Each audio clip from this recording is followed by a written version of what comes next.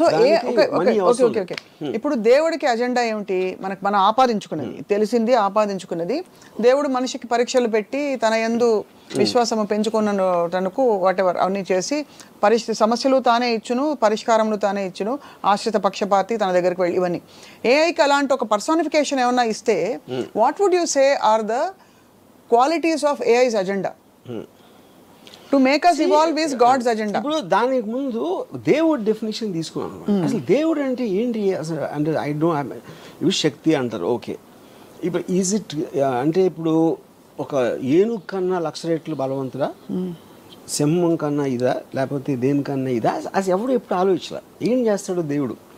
అంటే నాకన్నా పవర్ఫుల్ మనిషి నాకు హెల్ప్ చేస్తాడు అనేది దేవుడు అయితే, అప్పుడు ఒక విధంగా నా ఎంప్లాయరు దేవుడే, నాకెవరో ఏదో సాయం చేస్తే వాడు దేవుడే. రిలేటివ్లీ అందరికన్నా దేవుడు. ఇప్పుడు దేవుడు కోపం వస్తే చంపేస్తాడు, సింహం కూడా చంపుతుంది, కుక్క కూడా చంపుతుంది, కోవిడ్ కూడా చంపుతుంది. అప్పుడు దేవుడు ఒకటే ఎందుకు స్పెషల్ దాంట్లో? అది ఎందుకంటే దేవుడికి చంపాలన్న అజెండా ఆయన కడుపు నింపుకోవడానికో ఈగో నింపుకోవడానికో ఉండదు. దేవుడికి ఒకటే అజెండా ఇవ్వబడింది, దట్ మనని ఇవాల్వ్ చేసి హయ్యర్ ఎవల్యూషన్ కాన్షియస్నెస్లోకి తీసుకెళ్ళి మనలోని సుప్రీం పవర్ని. అప్పుడు ఏమంటున్నారు మీరు? దేవుడు మొలానే మనం కాలినడక నుంచి సైకిల్, స్కూటర్ అన్నీ వచ్చినాయి దేవుడు మొల అని అంటున్నారు. What is called, okay fine. అప్పుడు దీని వల్లనే వెళ్తున్నారా తిరుపతికి? మీకు తెలిసి మ్యాక్సిమం పీపుల్ ఎవరైతే దేవుడికి అప్పుడు కొబ్బరికాయ కొట్టు అన్నీ చేసేది ఈ కాన్షియస్నెస్తో వెళ్తున్నారా? కోరికలు కోరటానికి వెళ్తున్నారా? లేకపోతే భయపడి వెళ్తున్నారా? చేయకపోతే నేను నరకానికి వెళ్తాను? Everybody will have a different thing. మీ దృష్టిలో అది అయి ఉండొచ్చు. అవును. ఇక్కడ పాయింట్ ఏంటంటే మీరే రాశారు, ఎవరో రాశారు, మీరు కాదు, ఎవరో రాశారు ఒక బుక్లో, అది చదివి నాకు అప్పచెప్తున్నారు.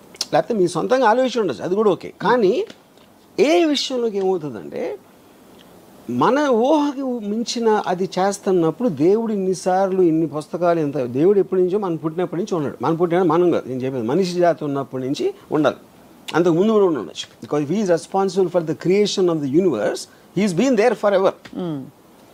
ఇప్పుడు ఈ టైంలో ఇచ్చాడు అనుకున్నాం మనకి ఏ క్రియేట్ చేయడానికి ఒక ఫెసిలిటేషన్ ఇచ్చాడు. అప్పుడేంటి, కోతి కన్నా మనిషి ఎక్కువ, చింపాంజీ ఏప్ కన్నా మనిషి ఎక్కువ అన్నప్పుడు maybe now he's creating AI which is superior to mankind, humankind. Could be. Yeah. ఇప్పుడు ఏఐ పూజిస్తా లేదా దేవుణ్ణి అనేది ఓకే, అది మనకు తెలియదు. ఏఐ గురించి వీ హ్యావ్ జీరో నాలెడ్జ్. అప్పుడు ఏంటి, ఎవ్వరూ చేయలేని పని దేవుడు చేస్తాడు అని మనం అనుకుంటే ఆ డెఫినేషన్ అనేది దేవుడికి అలా ఇస్తే, ఇప్పుడు మనకున్న నాలెడ్జ్లో ఏఐ దేవుడు అంటారు. కానీ ఇక్కడ ఏంటి, దేవుడు అవ్వచ్చు, దెయ్యం కూడా అవ్వచ్చు. అదే ఒక శక్తి. మీకు బ్యాడ్ చేస్తే దెయ్యం, మీకు గుడ్ చేస్తే దేవుడు. As simple as that. ఇప్పుడు మనకి చెప్పబడింది the highest power called God expects us to be in surrender mode and to pray and worship and to praise all the time. But మనకు తెలిసి మీ దృష్టిలో మీకు తెలిసిన నాలెడ్జ్లో ఏఐ మన్నించి మానవాళ్ళ నుంచి, బికాస్ ఏఐకి ఎగ్జిస్టెన్స్ ఉండాలంటే కూడా ఒక మనిషి అని ఒక అల్పజీవి ఉండాలి, ఒక హీరో ఉండాలంటే ఒక విలన్ ఉండాలి కదా సినిమాలో, ఒక అంటే వాడి శాంక్టిటీ పెంచడానికి. ఇప్పుడు ఏఐ ఉండి మొత్తం అంతా నేనే ఉంటా మనుషులు వద్దంటే వెళ్ళి గోళిగాళ్ళు ఆడుకోవడం తప్ప ఏం చేయలేదు. బికాస్ అడిగేవాడు ఉంటాడు, వాడేవాడు ఉంటాడు. కాబట్టి వీడిని పెంచే బాధ్యత కూడా వీడిదే.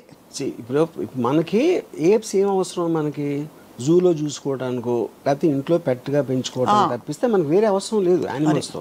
అవును. లేకపోతే తినటానికో లేకపోతే ఏదో ఈ కుక్కల్ని కాపాడటానికి ఇలాంటి కొన్ని ఫంక్షన్స్ ఉన్నాయి కాబట్టి వాటిని మాత్రం చూసుకున్నాం. లేకపోతే మనకి ఎన్విరాన్మెంటల్ చేంజ్లో సేమ్ టైగర్స్ని రక్షించాలి ఇలాంటి అదంతా దానికోసం. కానీ వాటి క్వాలిటీ ఆఫ్ లైఫ్ డెవలప్మెంట్ మనం ఆలోచించట్లా, మనకి ఎంత అవసరం అని ఉపయోగించుకుంటున్నాం. అవును, అంతే.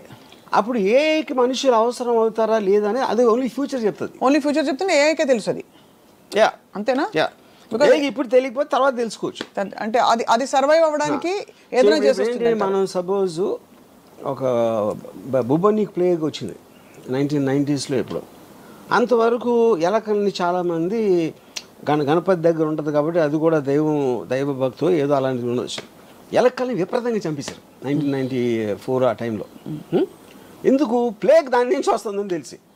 అప్పుడు ఎప్పుడైతే మనకి డేంజర్ ఉందా అనుకున్నప్పుడు, మనకి డేంజర్ లేనప్పుడు ఒకలా చూస్తాం, ఉన్నప్పుడు వేరేలా చూస్తాం. సో ఏఐకి మనిషి డేంజర్ అయ్యి లేకపోతే పనికిరాని మనిషి, లేకపోతే మనకు అంత ఎఫర్ట్ తీసుకోవాల్సిన అవసరం లేదు, ఇది 190 అని అది ఎప్పుడు ఆలోచిస్తే మనకు తెలియదు అంటున్నారు. అయితే మీ దృష్టిలో ఇప్పుడు ఏఐ దెయ్యంగా దేవుడుగా ఎలాగైనా మోస్ట్ పవర్ఫుల్ కంట్రోలింగ్ దేవుడు ఇస్ ఎ నోషనల్, అది మనకు తెలీదు. ఏ తెలుసు ఏ డైరెక్ట్ అప్లికేషన్ చూస్తున్నా, నేను ఆస్వాదిస్తున్నా, నేను ఉపయోగిస్తున్నా, అది నేను దేవుడితో చేయాల. అది డిఫరెన్స్ అంటారు. ఓకే, సో దేవుడి డిస్కషన్లోకి ఇవాళ చాలా మంది క్వశ్చన్స్ రావచ్చు, నేను వెళ్ళడం లేదు because we're talking specifically about AI.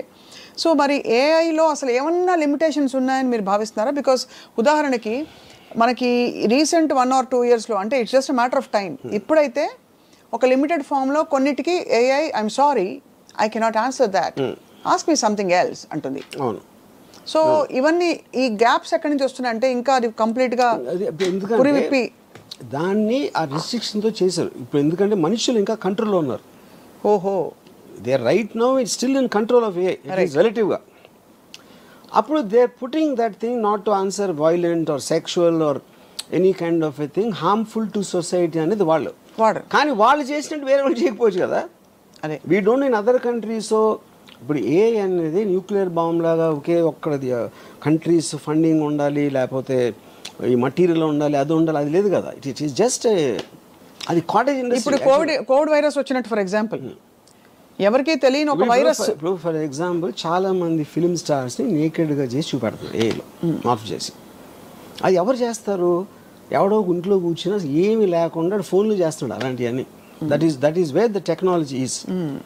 అప్పుడు మీరు దాన్ని ఎలా how will you fight it? You can't regulate it. Impossible అది. ఇంకో ప్రాబ్లం ఏంటి, ఇప్పుడు మీరు అంతకుముందు కన్వెన్షనల్ సిస్టమ్స్ ఏదైతే అనుకుంటున్నారో అది ఇప్పుడు ఏఐ మూలన డిస్టర్బ్ అయిపోతుంది. ఎందుకు డిస్టర్బ్ అవుతుంది? 1929 1935 first world war, second world war మధ్యలో జరిగిన చాలా జెనీవా కన్వెన్షన్ ఇలాంటి దాంట్లో పొలిటికల్ అసాసినేషన్స్ ఉండకూడదు.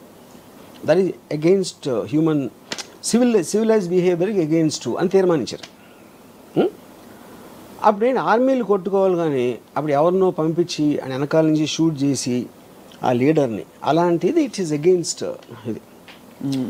ఇప్పుడు ఆ థింకింగ్ ఎందుకు మారిందంటే cost of war and the effect of war. Second world war తర్వాత వచ్చిన ఏదైతే వార్స్ ఉన్నాయో, ఎవరు తీసుకున్నారు వార్ డెసిషను?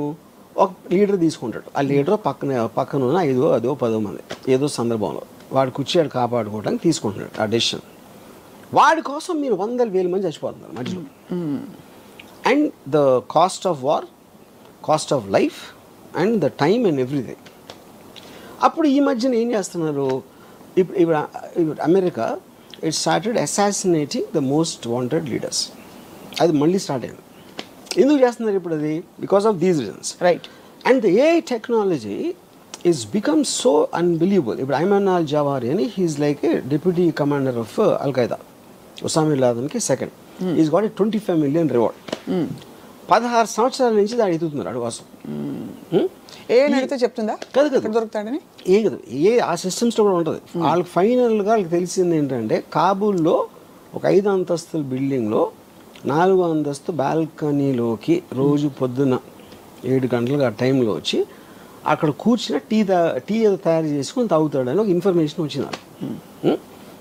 సో వాళ్ళు ఏం చేశారు, ఒక ప్రెడేటర్ డ్రోన్ అన్మాన్డ్ దాన్ని పంపించి కాబూల్ ఒక 1 mile డిస్టెన్స్ నుంచి they deployed a missile called R9X. అదేం చేస్తుందంటే దగ్గరకు వచ్చి అది పేలదు, దాంట్లోంచి కత్తులు వస్తాయి బయటికి, అది సర్రని తిరిగి నరికేస్తాయి టార్గెట్ని. అది ఎందుకు కనిపెట్టారంటే కొలాటరల్ డ్యామేజ్, అంటే బాంబు పేలితే పక్కన వాళ్ళు కూడా పోతారు, వాళ్ళని చంపడానికి ఉద్దేశం కాదు. Targeting with precision about 1 person. ఇంకోటి బాంబు పేలితే బిల్డింగ్ పడిపోవచ్చు, ఇంకా ఎంతమంది పోతారో తెలియదు. అలాంటివి చాలా జరిగినాయి. దాన్ని తగ్గించడానికి ఇలాంటి టెక్నాలజీ కూడా వచ్చింది. ఇప్పుడు ఇది కంప్లీట్లీ డ్రివెన్ బై ఏ. ఎలా అది, మీరు టార్గెట్ ఎయిమ్ చేసిన తర్వాత, డిప్లాయ్ చేసిన తర్వాత అది హెడ్ విండ్ గాలి వస్తుందా ఎదురుగాల టెయిల్ విండా ఏవి అన్నీ క్యాలిక్యులేట్ చేసి కంటిన్యూస్గా ప్రెసిషన్లో ఉంచుతుంది. 1 మైల్ దూరంలో కనపడదు, ఎందుకంటే అది 4-5 feet ఉంటుంది. 1 మైల్ అక్కడి నుంచి స్టార్ట్ అయ్యి ఈ దగ్గర రావడానికి 4 secondsలో వస్తుంది. Because travels at Mach 10 speed. మీకు సౌండ్ కూడా వినిపించదు. సో అక్కడ అప్పుడు ఏమవుతుంది, ఈడొక్కడ పోయాడు. మీరు ఇది లేకుండా చేయాలంటే ఒక పెద్ద ప్లటూని పంపి చాలా విరోచితంగా పైపులు లోపల వాళ్ళకి తెలిసిపోయి వాళ్ళు షూట్ చేసి వీళ్ళు షూట్ చేసి ఎంతమంది పోతారో ఆడు తప్పించుకుంటాడా లేదా తెలియదు.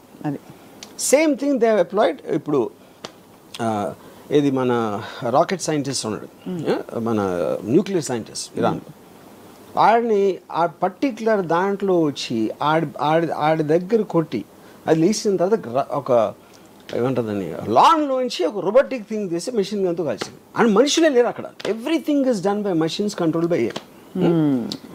అప్పుడు చాలామంది ఆలోచించింది ఏంటంటే సెకండ్ వరల్డ్ వార్ ఎందుకు వచ్చింది అసలు, హిట్లర్ని చంపటం వచ్చింది. హిట్లర్ అని కూడా స్టార్ట్ చేశాడు. అవును, సెకండ్ వార్ ఎండ్ అయిపోవాలంటే హిట్లర్ చచ్చిపోవాలి. కానీ హిట్లర్కి మనకి మధ్యన అది మనకంటే అమెరికన్ ఫోర్సెస్కి 1,000 మంది ఉన్నారు, ట్యాంకులు గీంకులు అన్నీ చేసుకొని. వాడి దగ్గరికి రీచ్ అవ్వటానికి అయింది వార్.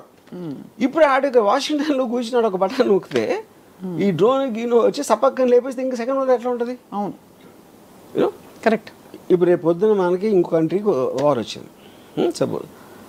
ఇప్పుడు మీరు ప్రైమ్ మినిస్టర్ని joint chiefs of staff army navy naval కమాండర్ని చంపేసినాయి అనుకోండి, మిసైల్స్ వచ్చి, మిసైల్స్ డ్రోన్స్ ఏదో వచ్చి, మీకు లీడర్స్ పోతే వేరే వాళ్ళు వార్ ఏం చేస్తారు. మహారాజ్ చచ్చిపోతే సైన్యం వార్ ఎందుకు చేస్తుంది. అవును, ఈ క్వశ్చన్స్ అని రీఎమర్జ్ అవుతున్నాయి. ఎందుకంటే మీ న్యాచురల్ ఇన్స్టింక్ట్లో లీడర్ని చంపితే అయిపోతుంది కదా అంటే, లీడర్ని అసాసినేట్ చేయకూడదనే మారల్ కోడ్ నుంచి ఈ మొత్తం కాస్ట్ ఆఫ్ వార్ క్యాలిక్యులేట్ చేసి కొత్త మోడల్స్ ఆఫ్ వార్ మొత్తం అంతా కలిసి మనం కేవలం ఎవడో తీసుకొని వాడిని టార్గెట్ చేద్దాం. 20 సంవత్సరాలు ఆఫ్ఘనిస్తాన్లో వార్ జరిగింది, ఫైనల్గా ఇచ్చేసారు, తాలిబాన్ మళ్ళీ వచ్చేసారు. $4 trillion వచ్చింది అమెరికాకి.